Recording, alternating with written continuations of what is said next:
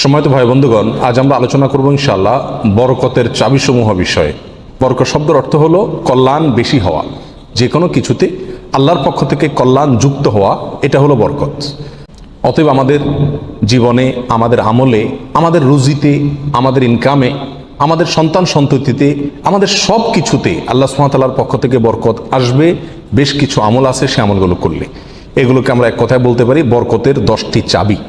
এই চাবিগুলো যদি আমরা ব্যবহার করি তাহলে ইনশাআল্লাহ বিদিনিল্লাহ আমাদের জীবন বরকতময় হয়ে যাবে। তার ভিতরে 1 নম্বরের চাবি হলো বরকতের ঈমান এবং তাকওয়া। প্রিয় ভাইরা, যখন ঈমান এবং তাকওয়া কারোর মধ্যে থাকে তখন আল্লাহ সুবহানাহু ওয়া তাআলার পক্ষ থেকে বরকতের বারিধারা তার প্রতি বর্ষণ হতে থাকে। আল্লাহ সুবহানাহু ওয়া তাআলা কোরআন কারীমে বলেছেন, ওয়ালাউ আন্না আহলাল কুরা আমানু ওয়াত্তাকাউ লাফাতাহনা আলাইহিম বারাকাতিম মিনাস সামাই ওয়াল আরদ। যদি কোনো জনপদের লোকেরা ঈমান আনে এবং তাকওয়া অবলম্বন করে তাহলে আমি আসমান থেকে এবং জমিন থেকে, উপর থেকে নিচ থেকে, উভয় দিক থেকে বরকতের সমস্ত দুয়ার খুলে দেব। এই জন্য কেউ যদি ঈমান আনে আর তাকওয়া অবলম্বন করে, এই দুটি জিনিস যদি কারোর ভিতরে থাকে তাহলে আল্লাহ সুবহানাহু ওয়া তাআলার ওয়াদা হলো আসমান এবং জমিন থেকে বরকতের সমস্ত দুয়ারগুলো তার জন্য কি করে দেওয়া হবে? খুলে দেওয়া হবে। বরকতের 2 নম্বর চাবি হলো যে কোনো কাজের শুরুতে বিসমিল্লাহ বলা। যে কোনো কাজের শুরুতে কি করা? বিসমিল্লাহ বলা।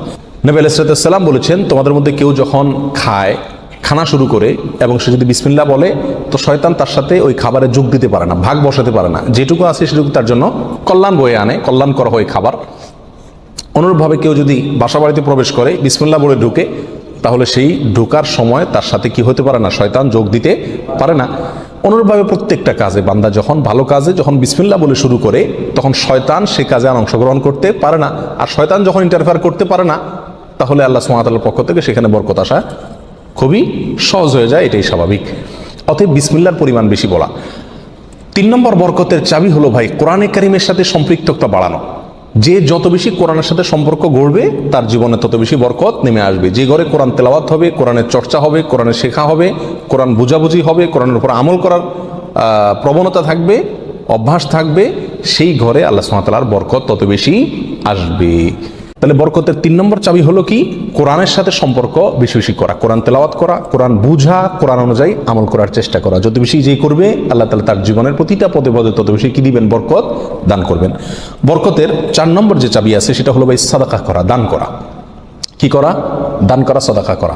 সাদাকা এবং দান করলে বহু হাদিস থেকে বোঝা যায়, জানা যায় যে বিপদ আপদ দূর হয়ে যায়।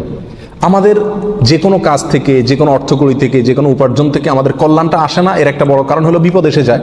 আমি একটা দোকানদারি শুরু করলাম, একটা বিপদ এসে গেল, তাহলে আমার সেখান থেকে কল্যাণটা আর আসলো না। তো বরকত যদি আপনি চান প্রত্যেকটা বস্তুতে, প্রত্যেকটা জিনিসে কল্যাণ আসুক, উপকার হোক জিনিসটা আপনার জন্য, ছোট চাকরি, অল্প আয়, ছোট ব্যবসা, এর ভিতরেই আল্লাহ তাআলা কল্যাণ দিয়ে দেখ। আপনি যদি চান তাহলে আপনার কি করতে হবে? সাদাকার অভ্যাস করতে হবে, দান। নাম্বার 5, বরকতের 5 নম্বর চাবি হলো ভাই আত্মীয় স্বজনের সাথে সম্পর্ক ভালো রাখা। এটা বহুল পরীক্ষিত একটি আমল ভাই। আত্মীয় স্বজনের সাথে যে যত বেশি সম্পর্ক ভালো রাখে, মা বাপ, ভাই বোন, ফুফু, চাচা, কাছের লোকজন, রক্ত সম্পর্কীয় লোক যারা, বিশেষ করে তাদের সাথে যে যত বেশি সম্পর্ক ভালো রাখে এবং তাদের সাথে সম্পর্ককে নষ্ট করে না, তারা যদি দুর্ব্যবহার করে তো নিজের পক্ষ থেকে ভালো ব্যবহার করার চেষ্টা করে, তো এই লোকের জীবনে আল্লাহ তাআলা বরকত দান করেন। এটা পরীক্ষিত বিষয়। অতএব এই চাবিটি বরকতের, এটা খুবই গুরুত্বপূর্ণ। 5 নম্বর, অর্থাৎ আত্মীয় স্বজনের সাথে, রক্ত সম্পর্কীয় লোকদের সাথে কি করতে হবে? সম্পর্ক সবসময় বিল্ড আপ করার চেষ্টা করতে হবে, তাদের খোঁজখবর নিতে হবে, সাধ্য অনুযায়ী তাদের পাশে দাঁড়াতে হবে। যদি পাশে দাঁড়াতে নাও পারেন অন্তত সম্পর্কটাকে কি করতে হবে? ভালো রাখার চেষ্টা করে যেতে হবে। নাম্বার 6, বরকতের 6 নম্বর চাবি হলো ভাই সকালবেলায় ভোরে ভোরে কাজে যাওয়া। নবী আলাইহিস সালাম দোয়া করেছেন, আল্লাহুম্মা বারিক লি উম্মতি ফি বুকুরিহা, আল্লাহ আমার উম্মতকে সকালবেলা আপনি বরকত দান করবেন। অন্য এক রওয়ায়াতে আসছে বুরিকা লি উম্মতি ফি বুকুরিহা, তিনি বলেছেন আমার উম্মতের জন্য সকালবেলার সময়টাতে বরকত দেওয়া হয়েছে। অতএব সকালের সময়টাতে আপনি ঘুমায় থাকেন তাহলে বরকত কোত্থেকে আসবে? এই টাইমটাতে কাজ করতে হবে। এবং কিছু কিছু কাজ আছে, কিছু কিছু পেশা আছে যে সকালবেলা করার মতন, আপনি মার্কেটের দোকান আছে, সকালে ভোরে খোলার সিস্টেম নাই, তাহলে সেটা তো আপনি খুলবেন না। কিন্তু অন্তত তার প্রস্তুতি, প্রাক প্রস্তুতিগুলো সকাল থেকে হয়ে যাওয়া উচিত। এবং সকালের টাইমটা আসলে ঘুমের কোনো উপযুক্ত টাইম না।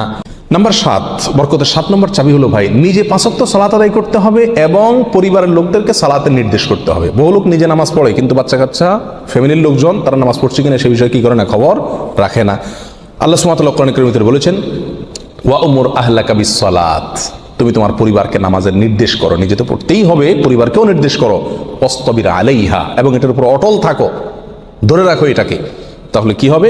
লা নাসআলুকা রিজকা, আমি তোমাদের কাছ থেকে, আল্লাহ বলছেন আমি তোমাদের কাছ থেকে রিজিক চাই না। নাহনু নারযুকুকা ওয়াল আকিবাতু লিত্তাকওয়া, বরং এই কাজ করলে, আমল করলে আমি তোমাদেরকে রিজিক দিব। নাম্বার 8, বরকত 8 নম্বর চাবি হলো ভাই তাওয়াক্কুল করা আল্লাহর উপরে, আল্লাহর উপরে ভরসা করা। মুমিন যত বেশি আল্লাহর উপরে ভরসা করবে, আল্লাহ তাআলা তত বেশি তাকে সাহায্য করবেন। আর আল্লাহর প্রতি ভরসা যত কমে যাবে, আস্থা যত কমে যাবে, নির্ভরতা যত কমে যাবে, দুনিয়ার কোনো বস্তুর প্রতি যখন আস্থা বেশি হয়ে যাবে, আল্লাহ তাআলা তাকে ওই বস্তুর হাতেই বেইজ্জত করে ছাড়েন। এটাই আল্লাহ সুবহানাহু ওয়া তাআলার সুন্নাহ। যার কারণে আল্লাহর প্রতি যে যত বেশি তাওয়াক্কুল করে, আল্লাহ তাআলা তাকে তত বেশি উদ্ধার করেন এবং সাহায্য করেন। বরকতের জন্য এটা একটা অন্যতম উপায়। যে যত বেশি আল্লাহর উপরে ভরসা করবে, বিশেষ করে রিজিকের ব্যাপারে, তত বেশি আল্লাহ সুবহানাহু ওয়া তাআলার পক্ষ থেকে কি আসবে? বরকত আসবে। একটু কোনো কারণে আমাদের ইনকামের উপরে চাপ আসলে, প্রেশার আসলে আমরা অস্থির হয়ে যাই, হাউতাশ হয়ে যায়, নিরাশ হয়ে যায়। অনেকে তো আজেবাজে মন্তব্য করা শুরু করি, আল্লাহর উপর তাওয়াক্কুল থাকে না। তো আসবে কোত্থেকে রিজিক? রিজিক আসবে তখন যদি আল্লাহর উপরে ভরসাটা পূর্ণ মাত্রায় থাকে। বরকতের জন্য 9 নম্বর আমল হলো বেশি বেশি ইস্তেগফার করা। কি করা ভাই? ইস্তেগফার করা। ইস্তেগফার, উঠতে চলতে ফিরতে সব সময় ইস্তেগফার করা। আস্তাগফিরুল্লাহ ওয়া আতুবু ইলাইহি, আস্তাগফিরুল্লাহাল্লাযী লা ইলাহা ইল্লা হুয়াল হাইয়ুল কাইয়্যুম ওয়া আতুবু ইলাইহি। অথবা সাইয়্যিদুল ইস্তেগফার পড়া। কিচ্ছু না পারেন, শুধু আস্তাগফিরুল্লাহ পড়া, আস্তাগফিরুল্লাহ আস্তাগফিরুল্লাহ আস্তাগফিরুল্লাহ ওয়া আতুবু ইলাইহি, এতটুকু পড়া। এবং যখন পড়বেন অর্থ বুঝে পড়বেন। আল্লাহর কাছে ক্ষমা চাচ্ছেন আপনি, আর ক্ষমা চাইলে ক্ষমা চাওয়ার মোড থাকে আলাদা। একটা মানুষের কাছে যখন মাপ চান আপনি, তখন মাপ চাওয়ার মোড ভিন্ন থাকে না। আস্তাগফিরুল্লাহ যখন বলবো তখন নিজের অপরাধের কথা স্মরণ করে, অথবা আমি যে বহু অপরাধ করি সেই কথাটা মনে করে আল্লাহর কাছে ক্ষমা চাইবো। যত বেশি ইস্তেগফার করবো তত বেশি রিজিক আসবে। সূরা নূহের ভিতরে আল্লাহ সুবহানাহু ওয়া তাআলা আল্লাহ নবী নূহ আলাইহিস সালাম সম্পর্কে বলেছেন যে নূহ আলাইহিস সালাম বলেছেন তার জাতিকে, ফাকুলতু আস্তাগফিরু রাব্বাকুম ইন্নাহু কানা গাফফারা। তিনি বলেন আমি আমার জাতিকে বলেছিলাম তোমরা তোমাদের রবের ইস্তেগফার করো, তোমাদের রব ক্ষমাশীল। তাহলে কি হবে? ইস্তেগফার করলে 1 নম্বর হলো তিনি ক্ষমা করবেন। তারপরে ওয়ায়ুমদিদুকুম বিআমওয়ালিন ওয়া বানিন ওয়া ইয়াজআল লাকুম জান্নাতিন ওয়া ইয়াজআল লাকুম আনহারা। সম্পদ এবং সন্তান, পরিবার, এই দুইটা দিয়ে তোমাদেরকে শক্তিশালী করবেন, রিচ করে দিবেন, সমৃদ্ধ করে দিবেন। ওয়া ইয়াজআল লাকুম জান্নাতিন ওয়া ইয়াজআল লাকুম আনহারা, তোমাদের জন্য বাগবাগিচা দিবেন এবং নহর প্রসবন দান করবেন, অর্থাৎ রুজি রুটির বরকত দান করবেন। 10 নম্বর বরকতের চাবি হলো ভাই পরিপূর্ণ সালামের ব্যাপক পরিমাণে প্রচলন ঘটাতে হবে, দিতে হবে। সালামের পরিপূর্ণ রূপ হলো আসসালামু আলাইকুম ওয়া রাহমাতুল্লাহি ওয়া বারাকাতুহু। এখানে আমরা সবাই জানি দোয়া করা হয় আপনার প্রতি শান্তি বর্ষিত হোক, আল্লাহর রহমত বর্ষিত হোক এবং আল্লাহর বরকত নাজিল হোক আপনার প্রতি।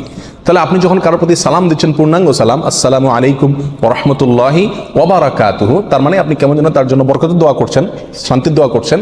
আর হাদিসে আসছে কোনো মুসলিমের জন্য যদি আপনি বরকতের দোয়া করেন বা যে কোনো দোয়া করেন, তো ফেরেশতা আপনার জন্য দোয়া করে আল্লাহ এই বান্দাকেও আপনি দান করেন। আল্লাহ তাআলা আমাদের গোটা জীবনকে, আমাদের উপার্জনকে, আমাদের সম্পদকে, আমাদের নেক আমলকে, আমাদের সন্তান সন্ততিকে, আমাদের পরিবারকে, পরিজনকে, আমাদের চিন্তা চেতনাকে, আমাদের সব কিছুকে আল্লাহ সুবহানাহু ওয়া তাআলা বরকতময় করে দিন।